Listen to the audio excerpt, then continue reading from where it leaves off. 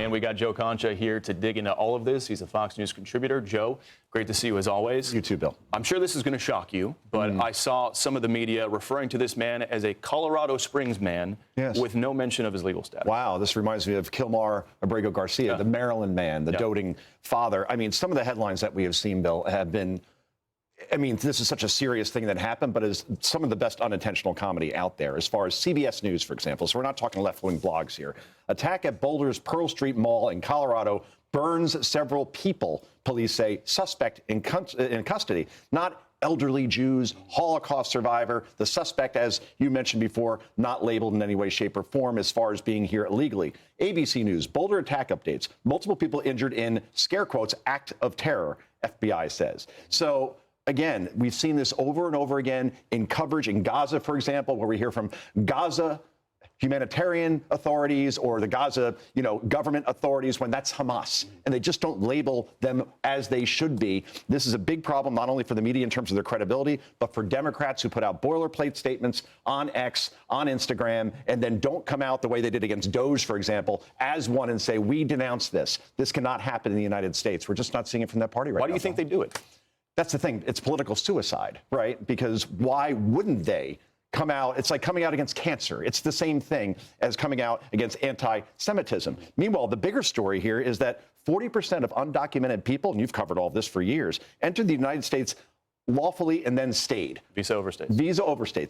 40% of all those, we're talking millions of people here. And then when they are called to court, they declare asylum, which buys them several more years because the system is so overwhelmed at this point. So now you're not allowing people by the millions to stay here, but potential terrorists as well that are setting elderly Jews and Holocaust survivors on fire. This cannot stand, and Democrats need to get ahead of this or else they're not going to win any elections anytime soon. And just literally hours before this attack happened, there was an exchange with Republican commentator Scott Jennings. He was pushing back on a liberal podcast host who was claiming that violence was basically an equivalent issue on both sides of the aisle. Take a listen. The left has a problem with violence. What person on the right is committing violence today? Oh, my gosh. Well, first of all, when you're in power, you don't tend to be the ones that are doing that. I think you are discounting the very obvious evidence that this radicalism on the left is more than radicalism. It's anti-Americanism. It's anti-Western civilization. I mean, just look at the coddling and the encouragement of what's going on these college campuses. And the left right now, all these people who are trying to tear down America and tear down the West inhabit the left. You know, if the political violence is on both sides, where's the right-wing political violence? Enlighten me. Since January 6th, which was 5.5 years ago, where's it been? That was a great question asked to Tara Palmieri there when you could see the hamster wheel turning in her head. Like, I got to think of an example. She eventually came up with January 6th, to your point, more than 5 years ago. So, no, there is no equivalence here. We don't see right-wingers taking over Columbia University or Harvard University or many other universities across the country. And we certainly didn't see a right-wing guy go into Josh Shapiro's home and try to kill him by burning it down, obviously the Jewish governor of Pennsylvania. And at last check, it wasn't a right-wing guy who gunned down that poor couple at the Israeli embassy in D.C. not too long ago, Bill. And this is bringing up more concerns about obviously the visa system, mass deportations, President Trump's agenda. To that point, they're not letting up on their effort to fight and deport illegal immigrants despite repeated liberal lawfare. The latest example, a federal judge yesterday blocking the administration from deporting a Venezuelan migrant under the Alien Enemies Act, citing a, quote, lack of adequate notice. More than 60 federal judges, Joe, have now stepped in to try and block Trump's mass deportation efforts since he took office 134 days ago. Just yesterday, Acting ICE Director Todd Lyons praised agents in Boston for the agency's biggest ever operation. They arrested about 1,500 illegal aliens, many of them very, very dangerous and violent criminals.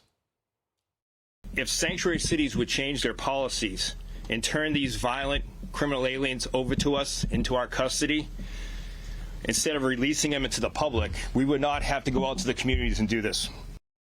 A new Washington Examiner headline coming out with this: Trump's deportation record is underrated. It points to this data showing Trump's promises have been kept. In December of 2023, agents apprehended a record high, more than 300,000 illegal immigrants at the border. Just 1 month after Trump took office, that number had fallen to 11,000. So, Joe, we keep seeing this week after week. there were no concerns for vetting all these millions who came in, but every time the administration tries to get one person out, they want a case-by-case review, full due process. That could take months or years. No due process coming across the border. You witnessed millions when you were covering that down there in Eagle Pass and other places. And now that's just an amazing stat. That was Colin Carroll from Washington Examiner, my boss.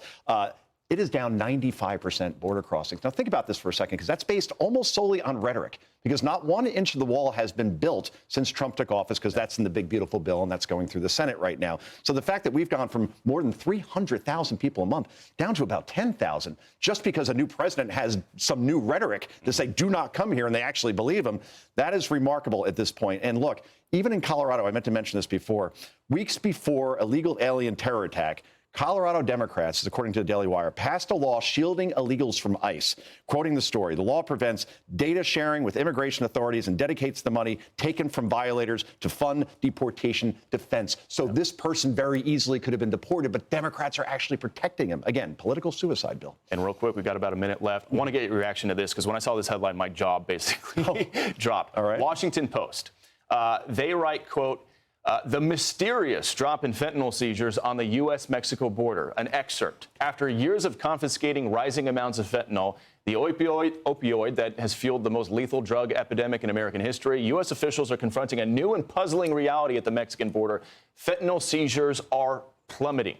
Joe, what a mystery. You close the border down, you secure it, people aren't coming across in the numbers anymore, and drug seizures drop. I can't imagine why. This is why the media is as trusted as gas station sushi at this point, when the mysterious drop. Maybe, again, we actually have people enforcing the law and making sure this stuff doesn't come in here. This is your reminder, by the way, the Washington Post has never endorsed a Republican presidential candidate in its history. I think they may have a slight liberal bias, Bill. Yep. Joe Concha, great to see you. Great to see you, A lot of bizarre headlines in recent days, huh? Indeed. Welcome to New York. You're a permanent resident now. Good to be here. Thanks Better for coming food. on.